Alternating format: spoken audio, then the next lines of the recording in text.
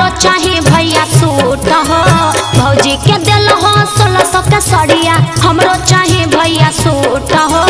आबे दयब की रक्षा बंधनवा हम तो जेबो रूठ हो। आबे दयब की रक्षा बंधनवा हम तो जेबो रूठ हो। आबे दयब की रक्षा बंधनवा। भौजी के दिलिया 1600 के सड़िया तो काहे गइले रूठ गे। भौजी के दिलिया 1600 के सड़िया तो काहे गइले रूठ गे।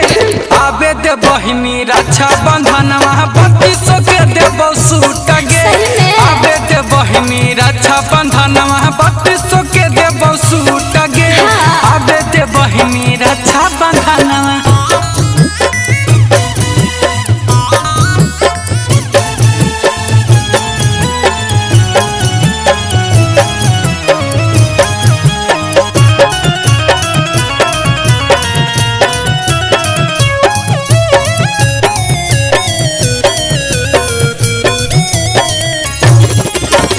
पिछलो साल कल हो भैया भूल गेल हो वादा। भौजी के तो मानो हो बहिनियों से ज्यादा।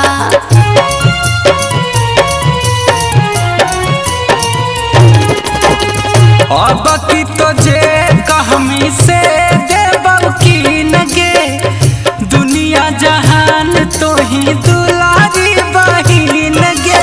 बातों न करबो तोरा से भैया रिश्ता जे तो टूट हो। बातों न करबो तोरा से भैया रिश्ता जे तो टूट हो। आबे दयब की रक्षा बंधनवा हम तो जेबो रूठ हो। आबे दयब की रक्षा बंधनवा हम तो जेबो रूठ हो। आबे दयब की रक्षा बंधनवा।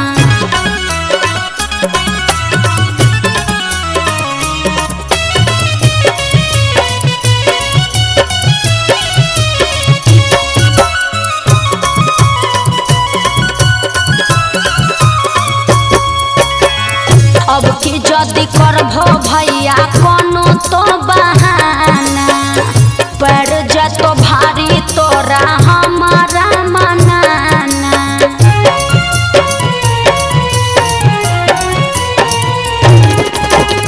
मुँह नहीं फुलाबे बहिनी होबे नहीं मांझान गे। कर देबो फ्री तोरा ले सूट के दुकान गे।